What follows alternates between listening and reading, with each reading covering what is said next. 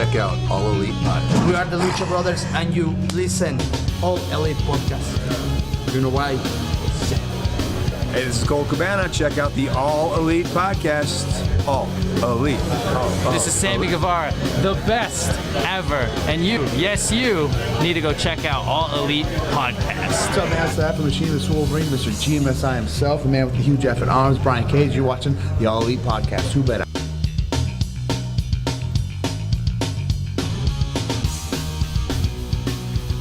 We are back, All Elite family, for another exciting edition of the All Elite Podcast. As always, I'm your host, All Elite Andy, and I'm joined by my boy, Big Match AJ. AJ, how you doing, my friend? Bro, I'm good. Nothing crazy going on with me. Same old, same old. Actually, kind of less stuff going on with me. So I've just been doing nothing. Sounds nice. Actually, I've been busy. School stuff typically, and that type of stuff with the semester winding its way down. I've been super busy, but things are coming to a close. I'm getting almost done with my college career and stuff, so that's exciting, but obviously brings a lot more busy times for me, but nonetheless, can't complain. Some other busy, exciting stuff I cannot complain about is the AEW video game. I want to jump right into that news because that is some news I'm very excited about. I was very much anticipating this from the beginning of AEW, and now we obviously get the announcement this week. AJ, what'd you think? You tuned into the official announcement, right? I did. I watched the Steve Jobs iPhone thing. It was very good. I got a few laughs, and some of it was awkward, which was not as good. It was also 45 minutes late. It was supposed to start at 6, and they didn't start until 6:45. But anyways. Better late than never, brother. Man, why are you complaining? 3 games. 3 games. 3 games. We got a console game that'll be on current gen consoles and the next generation consoles, so the Series X and the PS5.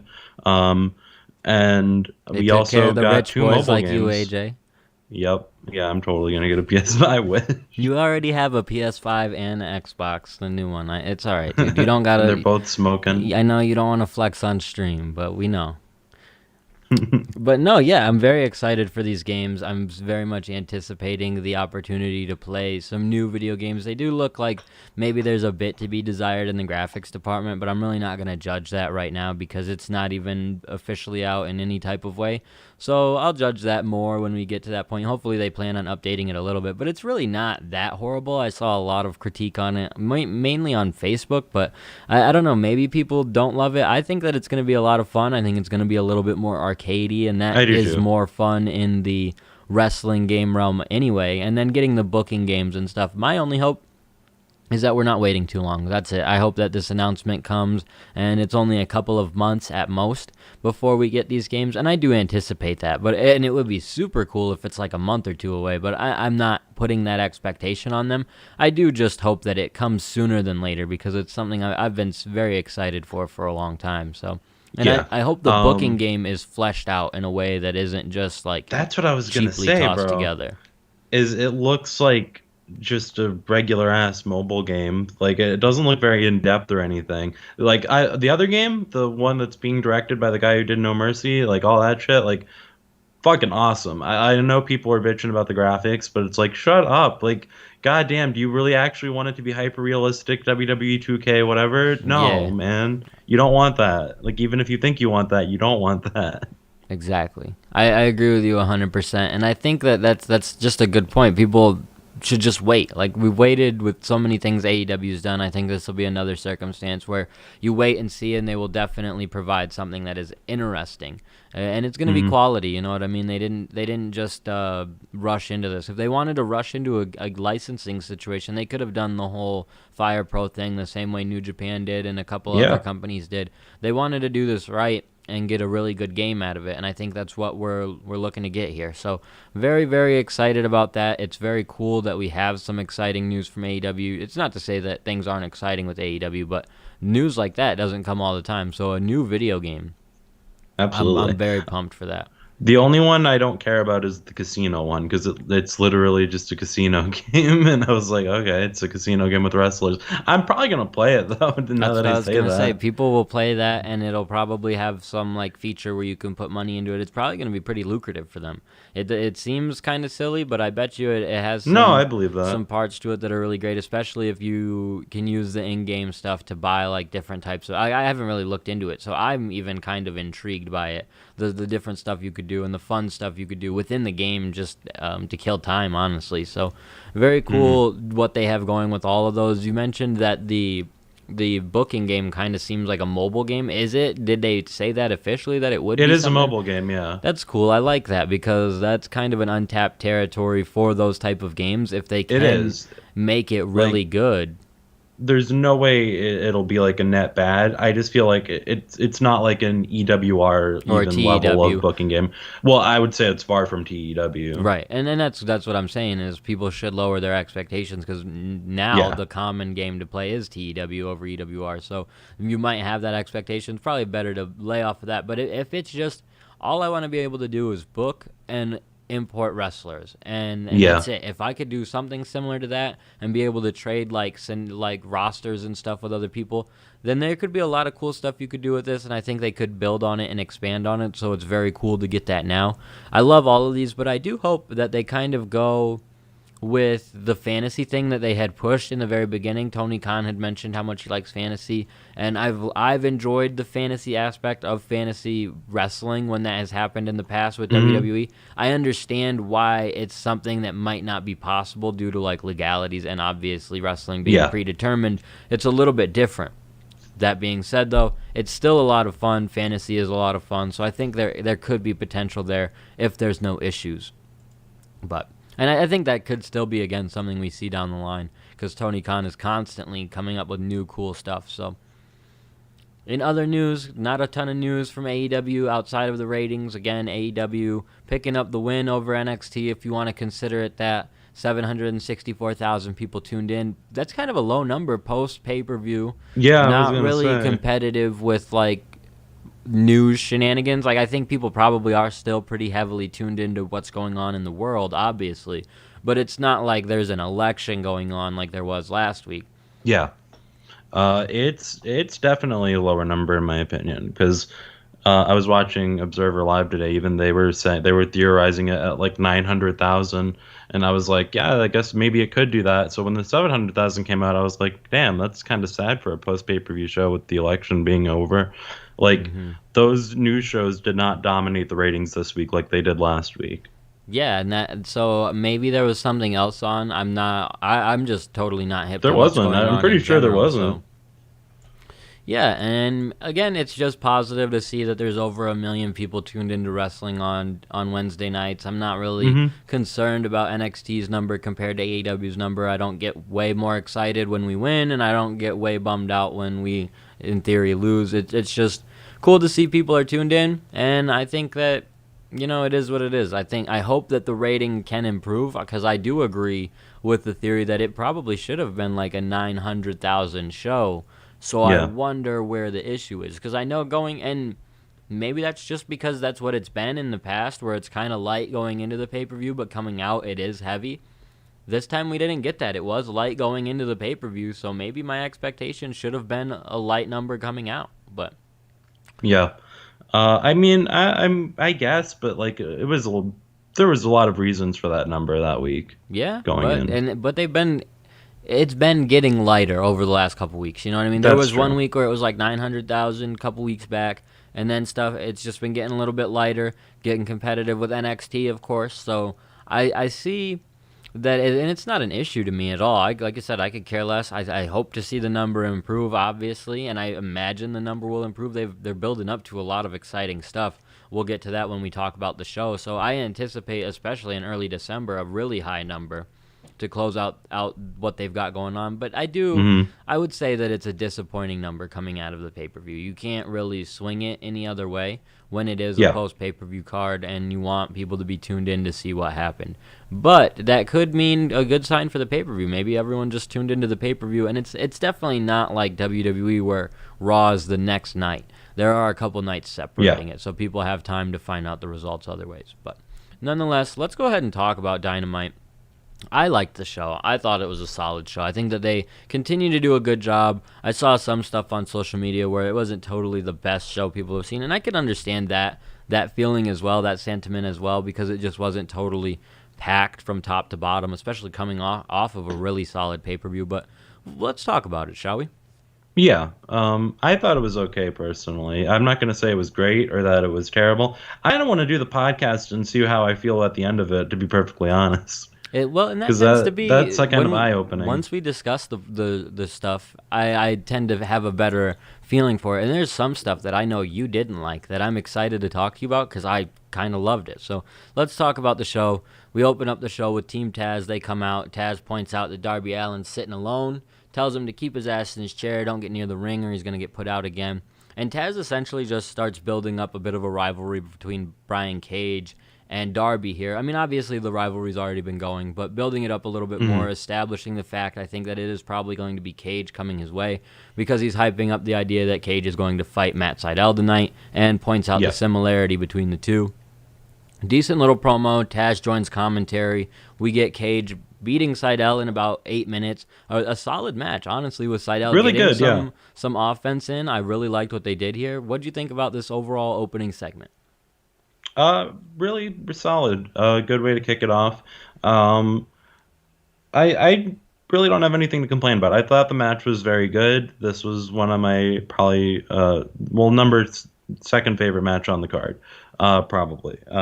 Once we go over it, I'll know for sure. But I don't remember liking Shawn Spears and Scorpio Sky that much. So definitely, the match kind of sold me on this whole opening segment. So I don't know. I'm down with it. Yeah, and I think that go ahead.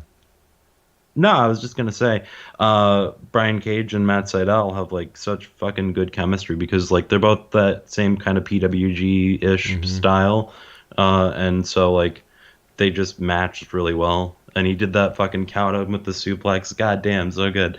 Yeah, and it wasn't a total like squash either. Like I said, Sydal really got some offense in there. There were a couple moments. One moment, Brian Cage goes for like a Hurricane Rana, and Matt Sydal drops him with a powerbomb. Yeah. And Tony Schiavone didn't even know exactly how to call it, honestly, which I thought was kind of funny. But Excalibur picked it up for him and made the save. But they did a really solid job here with the match. Post-match, Ricky Starks cuts a bit of a promo, says they're now officially ranked after what they did at Full Gear, and says that they want the TNT title. I will complain slightly about that. These guys should have been ranked prior to before Full Gear, and you shouldn't get ranked off of an attack or anything like that. You should be ranked weird. off of wins. So and they probably had some wins on Dark on Friday and stuff like that where you could have explained it better, and it's probably just Ricky Starks saying stuff incorrectly, which kind of helps, being he is a heel, so it's not the worst thing. I thought his promo was actually really, really great. Ended it in a funny way, telling him to hit the music, and it took him a minute to hit the music. Yeah. No, they didn't even hit it. Like, they didn't hit the Dynamite music. Yeah, they went to the commentary. That's right. But solid promo. Damn. Yeah, really good promo. It was really funny the way it ended too. So yeah, I love this. Yes, and then after that, we get Cody Rhodes. He comes out, formally congratulates Darby Allin, says he's not going to seek a rematch at this time, teases the idea about seeking a rematch with MJF before a woman comes out. She grabs the mic from Cody, says that her name's Jade Cargill. She says that she's a total package. She says that she called him the giant killer, but says that he has actually nothing giant about him. This was actually a really strange segment. I know people didn't love this, especially the segment with just Jade's parts, because it was very drawn out. We were trying to get to the point. I think people couldn't realize who exactly she was talking about at first. She reveals that her giant goes by one name, Shaq. Before this can get any more off the rails, Brandy Rhodes comes out and just starts ripping her apart. Brandy cuts fun. My favorite promo I've heard from Brandy. I really, really enjoyed the way that she defended Cody. Was just all pissed off. It seemed very not real, obviously, but realistic. It was believable that she just came out, defended her, and then even the moment with Jade kind of nonchalantly ignoring everything she said. by patting her on the butt afterwards, like, yeah, I don't care, and I'm bigger than you. And Jerry Lane comes out to separate the two. I loved this. For some reason, I thought that this was great. I thought Brandy Rhodes, and it was Brandy. She carried the whole segment in terms of. I agree that Brandy's promo was awesome. I think she came out. I think she felt the issue that was the segment that was happening. I feel like she knew things weren't going right. You could watch it in the back and tell like this isn't going how we wanted it to. So she came out with even more ferocity. And yeah, it is kind of easy because she went to like drop in some swear words and stuff like that. There were probably more swear words in this one segment than probably a whole episode of Dynamite at times. So they did go to some cliche ways to make it entertaining for me. But I was entertained, man. Brandy carried it. I think she did a really good job. I do understand people's dilemma with how it continued with Brian Cage and Ricky Starks then getting involved in attacking Cody. But I get it. Like I guess I don't. I don't really have a very good excuse for why they attacked Cody. I wanna say I get it, but it's a reason for Darby to make the save and show off his cool coat. But it is a strange thing there. But what'd you think of all this, man? I know you didn't love it, so I want to hear why. Actually, the parts that you were praising were my favorite parts about this, which was Brandy Rhodes ripping that woman a new asshole. Fucking, it was so weird. And at first I thought she said schlack because I was totally not paying attention, and I was like, "Wow, really? Great!" But it wasn't schlack. That would have been insane. Schlack would be a crazy that. But Shaq is an interesting introduction into the AEW universe, I guess. I mean, it is. He must have had some training in wrestling at some point. Like, it's definitely a good thing. Like, I don't think this promo was good, but I don't hate what they're doing. Well, Does that make sense? Like network shit, you know what I mean? He obviously has stuff going on TNT too. It's cross promotion type stuff. He is a huge name. It makes so much sense, honestly, that I'm not really against it. And like I said, I think that he had a situation where he was going to go to do a storyline with the Big Show at some point. So I think that he had probably had a little bit of training in wrestling. I don't think he's the best. I don't think he's got a ton of training, but I think he has training. And I think that involving a guy like Shaq brings in casuals like who just aren't familiar with wrestling, but definitely know Shaq's name, and they're like, oh, Shaq. And they will tune in and watch that. I know people personally who don't really watch AEW, but when they see that Shaq is on, they'll probably be interested, at least in why he's on. So I like that. I think that that's cool, very interesting. But overall, this segment, I liked it, but I get people's dilemma with it, especially with how it closed out. I think that it would have been almost better to just end with Brandy and the woman, I can't remember her name off the top of my head. Jade and Brandy. Jade I wish Cargill. that they just got separated and that been the end of it. But shout out to Brandy for sticking up for her man. I love that. I think that it was very intense and a great promo. And I'm not the biggest Brandy Rhodes fan. On this podcast, I've come on and been very critical of Brandy Rhodes. I love this, and I hope to continue seeing this. This made me a fan immediately. That's not to say I disliked Brandy a lot. There were segments and stuff in the past I didn't love. This was not one of them. So, yeah. To that end, I agree. That was the best part of this. There was a lot of problems with it. Like, it was overbooked, and Jade Cargill cannot cut a promo, and that was abundantly clear. And like you said, maybe that's why Brandy got as good as she did, because she knew she had to do something to save it. And she did, bro. That makes me like it even more. And then they because ruined it it's again with Starks and Cage coming out. It was like, okay, and then Will Hobbs comes out at the end, even though they're already fought. They were off. already gone. Yeah, that was a tough part too.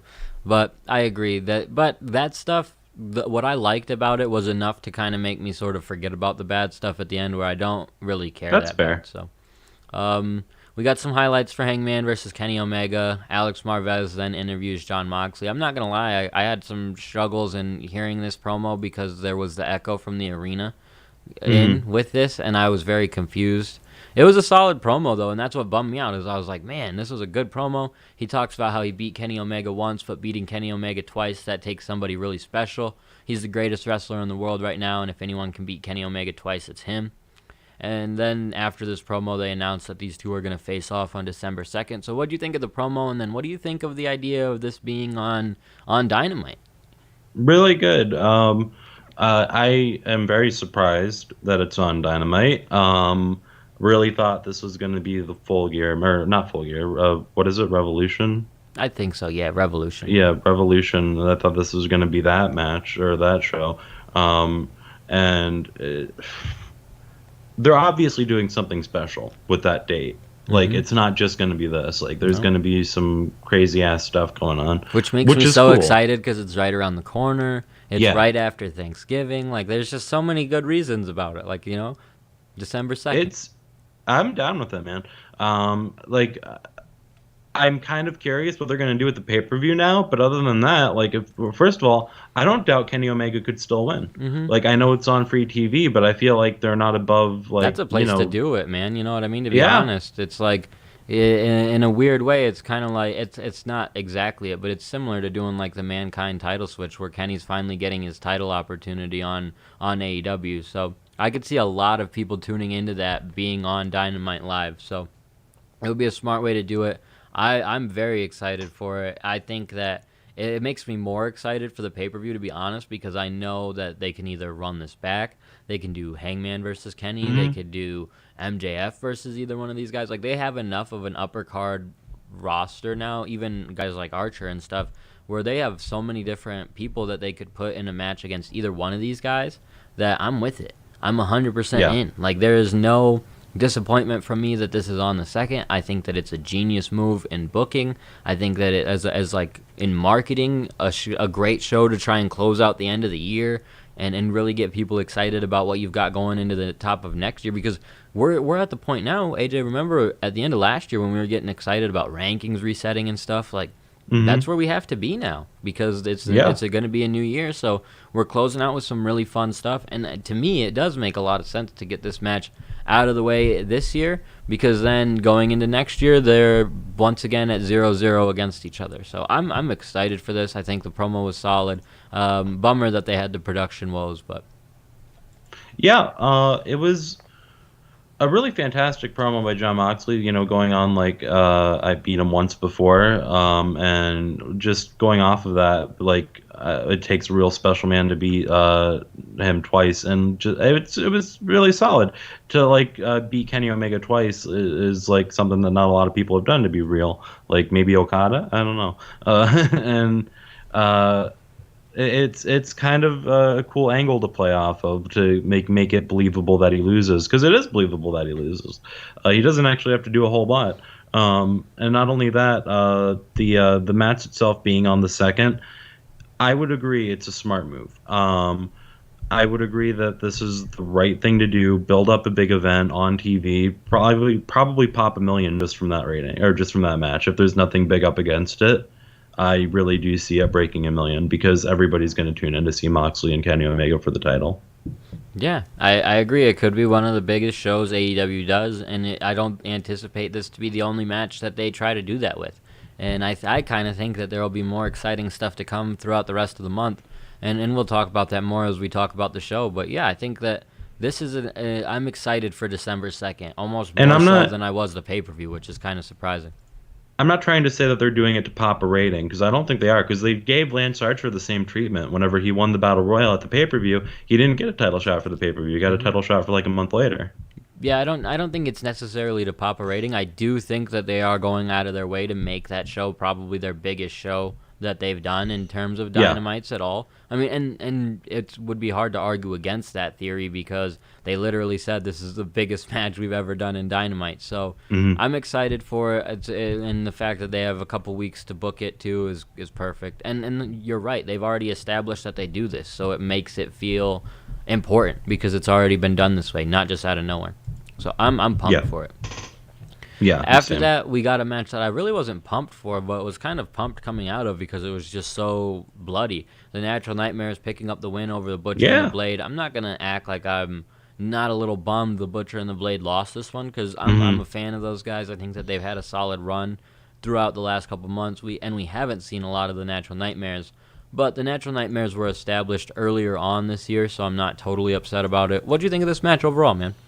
I thought it was great, actually. The only thing I didn't like was the finish, because the Right. wrong guys won. But other than that, it was really a cool ass match. I was really surprised. Like, two people got busted open real bad. And here's one thing that I want to say, and I don't want to jump the gun too much, but with what we talk about at the end of the show with Eddie Kingston and Pac. I kind of assumed that was going to happen going into this Dynamite. I didn't know when it was going to happen. I didn't know if it was going to be the last thing on the card, whatever. But I knew it was going to happen because they teased Pac coming back. I think I saw a rumor going around, and so I was just like, okay, so they're probably going to split off Phoenix and Penta to be with Pac, and then or Eddie, whichever happens. Well, no, Pac, because they're the Death Triangle, and then Yes. Eddie's going to go with Butcher and the Blade. And so I was like, it makes perfect sense to have this bunkhouse match because you can put the Butcher and the Blade over. And you can actually make them look like a strong team in a really cool match, like a crazy ass hardcore match. Like, okay, cool. But they didn't do that at all. And I have no idea what the fuck they're doing. Yeah, I think maybe it's Because they're not just doing to- that. No, I think maybe it's just to add to the idea of why Penta and Phoenix might split away. Like Butcher and the Blade have lost. Eddie Kingston lost. You're in a group with guys who are losing. Pac is back. Easily go back to him type of thing. Whereas if these guys had won, Eddie obviously hadn't won at the pay-per-view, but if these guys had won, it might add to the situation of, oh, we don't want to turn our backs on a winning situation. So I can understand it a little bit, but I do agree that I don't really get why they lost here outside of maybe that slight explanation I can give them. But it was a fun match. It was a really exciting, like you said, hard-hitting match. So I think that they did a good job there. But overall, I'm a bit perplexed at the booking, but that doesn't say that I'm mad at it because when I usually wait for the booking and see how they're going to do something different, it turns out pretty good, you know? Mm-hmm. So, I mean, Yeah, I just no, imagine I'm the not bitching natural about it. nightmares I'm will just get saying, something. like, I have no idea what the fuck they're going to do at all. I have no clue whatsoever, which I like. Yes. I'm not upset about that, but like I had this preconceived idea in my head going in, and to see it And was in a so way, like the Natural Nightmares kind of had to get a comeuppance out of this feud with That's the fair. Bunny already going back with the Blade. They would have looked like total geeks if they just lost and that was the end of it. So this can be the end of it without and either team really looking bad because they got destroyed here. So solid move there. yeah. We followed that with some highlights from the Elite Deletion. Matt Hardy says that he had to delete Sammy and he'll become even stronger after this rivalry. So don't squander what Matt Hardy has given him. Just a short little promo there from Hardy. Continuing this, I'm glad it seemingly ends the situation with Sammy, but Yeah. I didn't need any more, so hopefully this is it. Yeah, no, totally agree. I don't have much to say about this either. It was fine. It's over. Cool. I'm glad they told me it's over, so I don't have to wonder. Yeah, and speaking of Sammy, he doesn't show up for the next segment. Chris Jericho comes out to induct MJF into the Inner Circle. Before he can induct MJF and Wardlow, though, he first wants to bring out the OG Inner Circle, and they all come out sans Sammy. Sammy's nowhere to be seen. So he just continues on, brings out MJF and Wardlow. MJF is very emotional about joining. He reads a Drake song, passes it off as a poem. Ortiz calls him out on it, but Jericho tells him if there's anyone to blame in this, it's Jericho. So they kind of try to make things work. They say that next week they're going to be celebrating Jericho's birthday. Or no, they celebrated Jericho's birthday now and then said next week they're going to Vegas. So I'm surprised they didn't want to spend Jericho's birthday in Vegas. But nonetheless, this was a decent segment. I'm still kind of waiting for something to happen here with this, though. Yeah, I mean, it looks like it's going to be Sammy and MJF, but I don't know how that's going to play out, and I don't know if That's it's going to be like... well, I think that's really good for Sammy, and that's a smart way to do this in Oh, it terms is. of like before you do MJF Jericho, build up a couple of guys along the way in terms of Sammy, and I think Sammy could be a strong baby face. Sammy could have a Oh, yeah. great 2021 as just a baby face in the company. He had a solid run as a heel, but this would be a good time to do it, especially up against MJF, kind of being kicked out of the group after being Jericho's buddy throughout however long.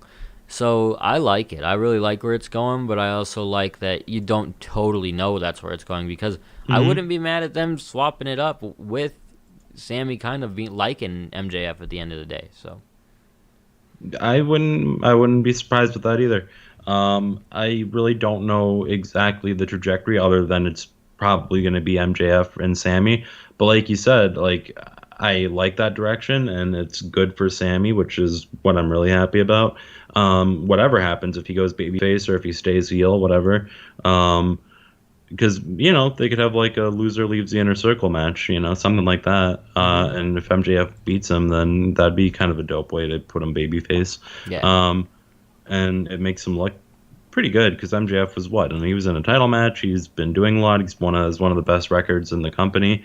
Even if there's a situation too where Jericho ends up costing him that match because he favors MJF, like the heartbreak you get from Sammy there could be really good for that character switch. So I like it. I like where this is going, but I do feel like, and it's not a bad thing. It's exactly what you need with long-term storytelling. It's just those moments of like, okay, this was just sort of a filler moment, not totally filler because it did advance stuff a little bit, but it's not a huge segment in the story. Yeah. We get highlights from the Young Bucks versus FTR before Alex Marvez goes on to interview the Young Bucks. He asks them what's next. Nick Jackson says it's hard to see what's next, but the fans would love to see a rematch.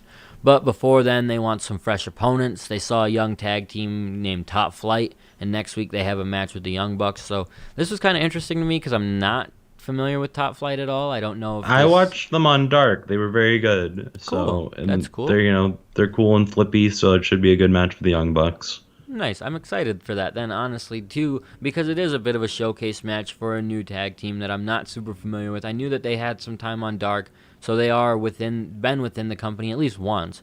So that's good. And again, just to flesh out the tag team division a little bit and sort of add some guys who can lose in that division who aren't Jungle Boy and Marco is a good idea. So Definitely. Or Private Party, those are like the only two teams that take a lot of losses. So. Yeah, I was gonna say Private Party because they've kind of been assuming that role, and it's probably not fair for them to assume that role all the time. And AEW is good about like moving everybody up slowly, like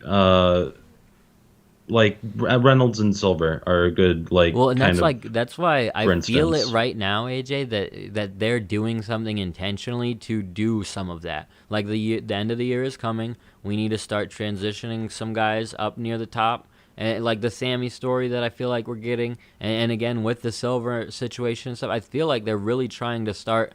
This is the next year, so we need to elevate some new guys. You know what I mean? Or maybe not elevate them per se, but just push them to the next step. So I feel like that's where they're going, at least. Being attacked by a moth. Oh, geez. Well, let's talk about the next match. This one I'm interested to hear what you have to say about it because I know you're a big Sean Spears guy. Sean Spears picking up a win over Scorpio Sky. This match went about 9 minutes, and the one thing I will say is I'm disappointed for Spears and Sky that they don't get more TV time, and I think commentary did a good job at mentioning it. Like, these guys win a lot, but you don't necessarily know it. Yeah. You're dead on about that. They Sean Spears had 9-1 record or some shit. It's I don't better know than that, dude. It was crazy. Even crazier. It was a crazy good record, and it's like nobody knows about this. But anyways, I was happy. Sean Spears picked up. I wrote it in my thing that Scorpio Sky would beat Sean Spears because I guess the matches as I write them down in the notes, and I was totally wrong, and because I just assumed this was a little small feud to build up Scorpio, but no, it's a little small feud to build up Sean Spears, and he was 14-2 going into this match 14-2 as a singles competitor. AJ, 14-2. The man deserves a title match immediately. He does. There needs to, and it should be on Dark because that's almost like a home game for him, That's his home plate is on Dark, so I feel like he has a better opportunity there. So, but hearing that, I was pretty surprised. Scorpio Sky, if you guys are unaware, he has the third most wins out of anyone in AEW, only to be topped by Kenny Omega and I think Cody Rhodes with 28 victories. They mentioned that on commentary as well. So they did a phenomenal job at putting over how over these guys should be, despite the fact that we don't necessarily know it because a lot of it happens on Dark. Yeah. And I'm not mad at that. I think that's a good way to use Dark. It's a smart way to use it because by then putting them against each other and using commentary in this way, I do think it's done something for them. I can take them seriously. With Spears being at 15-2, if he were to get a title shot, I wouldn't think he's going to win, but I would think he deserves it, even though he's not a guy that I necessarily think deserves it, if that makes sense. Yeah. I kind of agree with that. It's just weird. It's bizarre that we live in like this age where we can watch a whole wrestling show that we both don't watch. Like I watch Dark sometimes, but like even when I watch it, I feel like I miss Sean Spears because I know he has this crazy record. And shout out to the people who do religiously follow Dark and everything, because I like it. I tune into it when there's especially independent talent on there that I'm familiar with that I want to see get that opportunity. But it is tough to keep up with matches that I know really aren't that important outside of adding a number to someone's record and getting them just work. And I'm glad that they get that. I'm glad they get the opportunity to it. And that's why I like when surprising stuff happens on Dark, because it does push me to tune in. But I agree with you that it is very interesting that they have that show that we don't necessarily tune into all the time. But it is somewhat important, and I'm glad they do it. And I'm not mad that, because we don't have to tune into it. You know what I mean? You don't have to tune in to know that it's going on and to understand why it's there. So in terms of that, I dig it. Yeah, same. After that match, we get Dasha attempting to interview Kenny Omega, but she has no luck. Instead, Alex Marvez catches up to him. He says that Moxley holds on to something he wants because taking the title means the number one position. He's heard the chatter where's the Kenny Omega from New Japan? He says that he never really left, but he's ready to assume that role again. He also mentions how Moxley has never beaten Kenny on record in a real wrestling match. So I liked how they went back to that point, and you knew that they were going to way back when they did the match. So it makes a ton of sense. I'm more excited the more I talk about this match, because it is exciting to think about Kenny in that role. Again, we're talking about being at the end of the year. Are we going into a year of Kenny as a singles guy that we wanted all of this year to be? And we already have established talent around him now. Like, they did it the genius way we expected. Now, am I going to get that for months on end where he's out there killing it and having some of the best matches in the world on Dynamite? I don't know, and I'm not saying he has to, but what I am saying is it feels like he's going to, and it feels like even he's acknowledging that, saying it's time to assume that role of the number one, number two guy in the company and be that guy. And so that promo did it for me, man. Yeah, definitely agree with you. Kenny Omega is looking to be, the cleaner, basically. That's what without saying that, even though he has the sweep girls, he is looking to be the cleaner again and clean up the division and wreck shit and just go in and put on the best matches and be the 6-7 star guy and get all his Meltzer points and kill people with a one-winged angel. And I would be super stoked if that's the case. I don't know if it is. I really don't know who's going to win in Moxley versus Omega. I hope Omega wins. I want him to win. I want that year of Omega. I don't know if they're going to do that. Maybe this is something happens with Hangman or something. I don't fucking know, man. Anything could happen. Moxley could just win, and that would be insane in its own right. And it would just put over how good Moxley is. So there's that. I definitely want to see an Omega win. I'm going way ahead of myself. The point is, Omega and Moxley is a fucking fantastic match. And we're like, don't even have to wait a month to see it. Yes, that's one thing I'm excited for, and they built it up essentially like a year ago that they don't need to do a whole lot to build it up, but they will be able to make it feel super important in just 2 or 3 weeks. So I have no doubt about that. The next match didn't feel super important to me, but it was all right. We have Tay Conti picking up a victory over Red Velvet in about 8 minutes. This was okay. I didn't take a whole lot from it because Tay Conti is still very green, very new to the business. Red Velvet as well. I mean, they mentioned it on commentary in terms, I think the combined time from these two women in wrestling is like 8 years, 3 years for Conti, 5 for Velvet, so, or maybe vice versa, but still both very new. What do you think of the match, AJ? Did you take a whole lot away from it? I thought it was fine, actually. Like, it didn't blow me away. It wasn't amazing, but I thought it was perfectly acceptable. Yeah, and I don't want to act like it was bad or anything. I just, Tay Conti matches, I just she obviously just it has some room to grow is all I could say. But at the That's end fair. of the day, that's what they're doing here. You know what I mean? She has matches so she can grow and get better, and I'm glad they got 8 minutes to work on television and do that. So Yeah. and with the built-in story somewhat with Anna Jay and Brandy Rhodes. Yeah. And Yeah. it had some important, well, like not a whole lot of importance, but some level of importance to it while featuring the women. So Yeah, and they had like a little Anna Jay take on T moment where yeah, I forgot Anna about Jay that. tried to get her with to use the chair, even though the referee was totally going to see her do it. But she She's tried like, to get "Just her to do use a chair, and then she was like, "No, I'm not going to use the chair. I will not turn to the dark side." But then she doesn't seem to care after the match is over and gives her a big hug. Yeah, it is an interesting thing, though, I will say, to seemingly be putting this much faith into Tay Conti this early, while there are other women that they have signed that I would like to see utilized a little bit more. I get it and I understand it, but there are just women who do have a little bit more experience that are doing stuff on Dark that maybe they should be doing the stuff on Dynamite, but that's neither here nor there. We have Alex Marvez interview Chris Jericho. Sammy G shows up. He said that he got an email from MJF saying to go to the beach.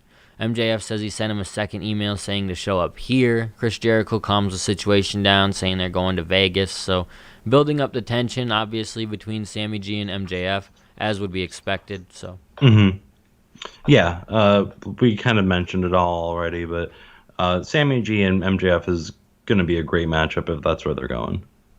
Yep, and then we get a quick replay just recapping Kip Sabian getting slapped by Kip Sabian slapping Orange Cassidy, essentially setting them up to hype up next week's card. First announcing Kip Sabian versus Orange Cassidy, Cody and Darby teaming up to take on Ricky Starks and Brian Cage, Top Flight taking on the Young Bucks, and then the Inner Circle making their way to Las Vegas. So that should be fun. That segment in of itself, I imagine that'll be a variety of segments, just them in Las Vegas getting into shenanigans and Sammy getting pissed off, and that should be very entertaining in and of itself. So Yeah, and I think it's the shoot. I think they're actually going to Las Vegas, by the way. hey, do it up, man. That's how it should be, honestly. If you're gonna say it and film it, like I'd rather it actually be in Vegas and make sense, you know. So Yeah. otherwise, just you don't because you don't have to do the segment. So if you're gonna do it, do it. So that's cool. We then go to the main event. Before we can get to the main event, Eddie Kingston comes out. He says at Full Gear, John Moxley made him say, "I quit." He says he will never stop and he will become world champion. He says we're about to see Penta versus Phoenix next, and all he can say to everyone is "You're welcome," and joins commentary. We then have Pentagon picking up the win over Phoenix in 12 and a half minutes. Eddie was great on commentary. I think that the story that commentary told throughout this match was almost as good as the match. And, of course, with these two talent, it's going to be a good match. So that made me like it all even more because Eddie did such a good job at just explaining what was going on and hyping stuff up that I thought it was solid. You know what I mean? Yeah, he was being such a heel. Like I know he's a heel and everything, but he was like full heel. Like this was great. You know, they're tearing each other apart, ripping their masks, and he's just like, "Nah, brothers, fight. It's fine." And they're like, "What have you done, Eddie?" And Shivani did a phenomenal job sort of playing off of that and giving him consistent questions and being the foil to like piss him off essentially. I thought that was really great. And so I think that, again, the commentary did a solid job with this match that I just had so much fun with. I was like, it made me think back to times when Eddie probably did commentary on the indies, but then put with someone who's actually going to challenge him, not just screw around with him. It made me really enjoy it that much more. So I think they did a great job. And then he had a couple moments with Excalibur during this one too that I really liked in terms of just Excalibur getting pissed at the stuff Eddie was putting on him. It was very great. I watched a clip of him getting really pissed off. Yeah, it was when he told him he confused the two brothers because that was hilarious. He was like, "I just misspoke," and it was so great for commentary. He's like, "Shut up, Eddie," and I was like, "Yes." And then of course Pac comes out at the end because Eddie tries to get the two brothers to separate. Pac makes his return and beats up Eddie Kingston. This was very exciting, but not totally like home run exciting. So I understand social media's issue with the fact that Tony Khan seemingly hyped this up to be some major He surprise. super hyped it up. And it was just Pac, who we have had hype videos for over previous weeks. I saw some speculation on social media that it wasn't what had happened, but you don't post something like that a couple hours before and have it switch in a couple hours, I don't think. So if this was the idea, it was a kind of corny one. Hopefully you can follow up in the coming weeks. If not, just learn from it, man, because I'm not going to sit here and, like, badger AEW for doing stuff like this, but they've done it a couple times now where Tony's tweeted during the show and tried to hype up something, and then it didn't really deliver. So I'd rather them just kind of keep it real with us in terms of that, and you don't have to do this, like, Dixie Carter kind of stuff where it's the middle of the show and you're tweeting out something big's going to happen, and just something regular happens. And we probably would have been way more excited about Pac being back so quickly if you didn't tell us to be excited about it. So yeah, it's very weird. He like said it was gonna change the wrestling game or something. I don't remember his exact wordage, but it was shift. It was power shift. Yeah, so yeah, like shift the balance. I think. Yeah, I don't know. And I hope maybe there's more to it. I think he kind of alluded to the idea that there's maybe more to it. Because this feud, obviously, I get the shift in balance between what they have going on, but it's definitely not within the balancing world or in the wrestling world. So yeah, I get it. I like that Pac is back. I think a feud with Eddie is great, and I think that I also want to go on note to say I was so wrong when I thought Eddie Kingston was actually going to be done with his short run. It's worth noting people are speculating the idea that FTR might be done, that might have been a short run. I don't think that was either, but there was some posts on social media and stuff thinking they might be on their way to New Japan or something just for a run. So, who knows? That'd be cool. If I want more AEW guys to go to NJPW because it makes it more likely we get NJPW guys. Yeah, well, and obviously they want to go there too. You know what I mean? And it creates great matchups and stuff. So, just all those reasons, I definitely would like to see that type of stuff as well. And again, I don't think FTR's run is done, but it would make sense. I mean, they've done stuff like that in the past, and I would almost be really cool, be like excited that they did a 6-month run or were willing to do something like that. So. I think we'll see FTR again in AEW, especially with the Young Bucks alluding to the fact that they wanted to run that match back. But I think they'll give it a little bit of time, give Matt Jackson some time to heal up, and we will see them again. They also announced that next week we'll get Pac versus The Blade, so Pac is back in action. Very glad that he's back within AEW. Again, a feud with Kingston is great. Both of these guys, solid upper mid-card heels that easily could transition into that main event scene, as we've seen with both of them already. So yeah. It's a solid situation, and it really shows how deep that upper mid card is, which you need. And like if you're looking at like Kenny Omega to win the title, let's just say, then having him like first face John Moxley to win it, and then facing Pac to keep it would be pretty awesome because those are two guys he had history with. Yes, I agree, and I think that that's probably the direction that they're going, which is why we're seeing Pac immediately in a situation with Kingston, even though it does obviously make sense too. But I think that they're looking to elevate Pac immediately right back into that division, which makes sense because again, like there's so many different faces in that upper mid card section that I'm happy. We had the Archer feud and the Brody feud. But they didn't have to last 9 months or 6 months or even 3 months where we felt overwhelmed by them. There's new talent being able to be brought in and be refreshed by. So, and I expect to see Brody soon too because he's been gone. Yeah, where has he been? Mad as hell. That's where he's been. He's just mad that Cody got his belt and then he lost it to a little dork named Darby. He did too. He could easily beat Darby probably. Easy, bro. Brody's probably like, damn it. So, no, I think that they did a solid job with Dynamite tonight. I can understand people being a little bit underwhelmed, especially with the hype up for the main event segment and not really getting much delivered. But at least it's not Ryback, brother, because I know y'all would. It's not Ryback, we'd be way more mad about that. And I like seeing like strong guys in AEW and guys who can really kick some ass, but not Ryback. They've done well with the guys that they've brought in, but not Ryback. So not anybody but Ryback, really. Basically. Enzo over Ryback. No, come on, bro. Ryback over Enzo. That's rude. No. But it was a good Dynamite. I'm excited for what they have coming up in specifically December 2nd, but over the next couple weeks, because they've continued to allude that this wasn't it. Like that what they hyped up at the end of the show wasn't it, and there should be more to come. And if there is more to come, then that is wild. So I'm not super duper expecting anything, but there have been some situation where Kenta has been calling out Moxley because he's got a U.S. title match set up. Moxley mentioned that he's about to board a plane, so who knows? He's got a flight to catch. We might start seeing that crossover coming, at least for the Tokyo Dome show. So That'd be sweet, man. I don't fully expect him to do like a huge tour with New Japan. Like I would expect him to do the Dome show, and that would be about it. And probably like send some promos over their way.